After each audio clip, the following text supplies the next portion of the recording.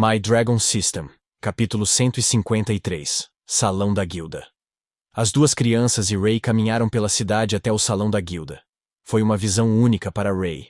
Ao contrário de Avrion, a cidade estava cheia de cidadãos comuns, mercadores e aventureiros que usavam todos os diferentes níveis de equipamento. Exatamente como Tuffy havia dito, quase todos eles tinham sua etiqueta à mostra para todos. Houve alguns aventureiros que Ray percebeu que não tinham a etiqueta exposta, mas essas pessoas geralmente tinham equipamentos piores do que outros. Provavelmente eles estavam usando uma etiqueta vermelha, que era o nível mais baixo, o Rank F. Então eles não queriam se expor por constrangimento. E por fim, eles finalmente alcançaram o Salão da Guilda. Era o maior edifício da cidade, e ficava bem no centro. Ao entrar no Salão da Guilda, havia muitas mesas coladas umas com as outras, com grupos de aventureiros sentados nelas. Então, à direita, havia um enorme quadro de avisos que foi dividido em diferentes seções. Acima de cada seção, havia uma letra que ia de F para S. Quanto mais se descia, menos missões ficavam, e a dificuldade aumentava. Ray olhou para o quadro de avisos e percebeu que, na verdade, não havia nenhuma missão, além do Rank B no quadro. Na verdade, havia apenas uma lá, e era para derrotar o Ciri Lamacento. Não era para haver mais missões difíceis? Ray perguntou. Em uma pequena cidade como esta? Tuffy respondeu. As missões são pagas pelos impostos da cidade. É assim que o Salão da Guilda ganha dinheiro. Como esta é uma cidade pequena, eles provavelmente não seriam capazes de pagar por nada muito caro. Além disso, não há nada nesta área que justifica pagar qualquer coisa acima do Rank B em primeiro lugar. Conforme Ray seguia em frente, ele notou que havia um quadro de avisos separado que era uma fração do tamanho. No topo estava escrito, Missões de Grêmio. Tuffy percebeu que Ray estava olhando para o quadro de avisos de forma estranha. Você nunca deve ter visto um desses antes, disse Tuffy. Faria sentido se você viesse de uma grande guilda. Você vê que este Salão da Guilda é propriedade do governo e uma parte da cidade, por isso não pertence a um grêmio específico. De vez em quando eles recebem algumas missões que são muito difíceis para uma única pessoa, ou grupo comum lidar. Então eles colocam como missão de grêmio. Essas missões são baseadas no rank de seu próprio grêmio, que é separado dos ranks individuais.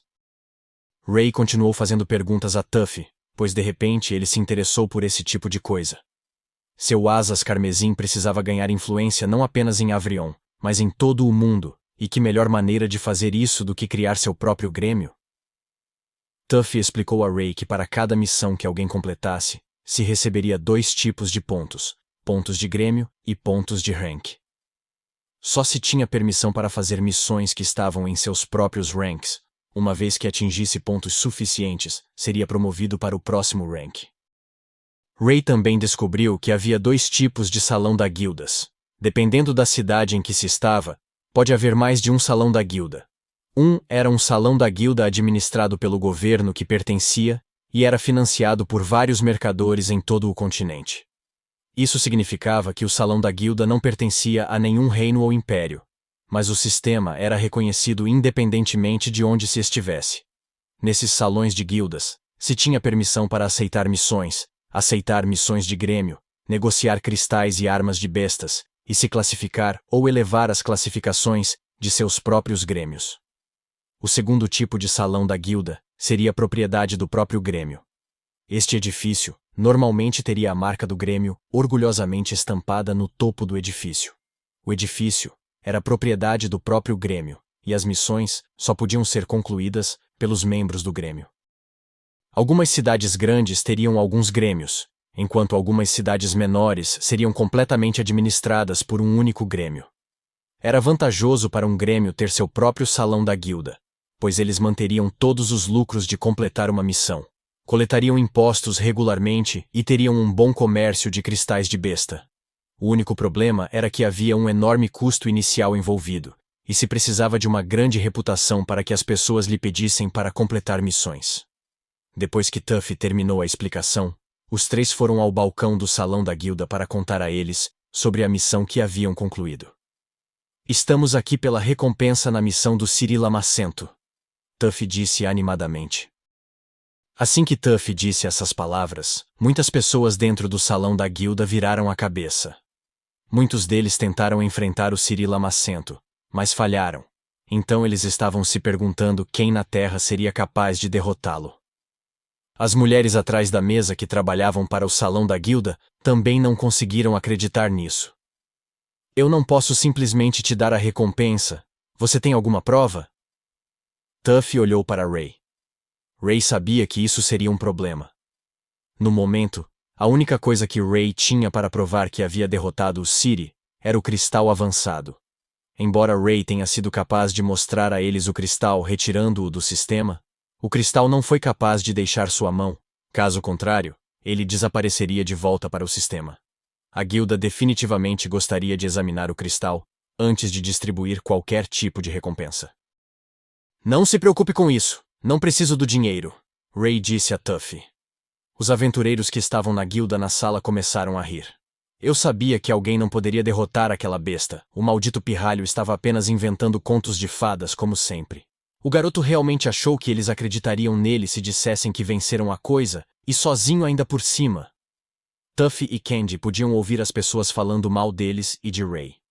Tuffy era realmente conhecido entre os aventureiros da cidade por contos exagerados, e eles pensaram agora que era apenas ele sendo ele mesmo como sempre. Mas Tuffy não estava mentindo dessa vez, mas estava com vergonha de dizer qualquer coisa em resposta. Foi quando de repente... Ele não está mentindo! Candy gritou. Eu e meu irmão vimos com nossos próprios olhos. Vá até o pântano e verifique se quiser. Oh, como naquela vez quando ele viu uma fênix no lado norte do lago, ou quando ele encontrou um tesouro na beira do pântano. Mas uma criatura o pegou. Ou vamos todos falar sobre aquela vez em que ele viu um dragão. Tuffy tremia cada vez mais ao ouvir as palavras do homem, pois sabia que de vez em quando ele exagerava um pouco, mas dessa vez não era igual a antes. Tuffy deixou sua raiva tomar conta dele e surtou. Ele pegou sua adaga e atacou o homem. Mas foi inútil. O homem agarrou Tuffy pelo pulso e prendeu Tuffy pelo pescoço em uma chave de braço, colocando a própria adaga de Tuffy em seu pescoço. De repente, o homem sentiu uma mão em seu ombro. Solta ele, disse Ray.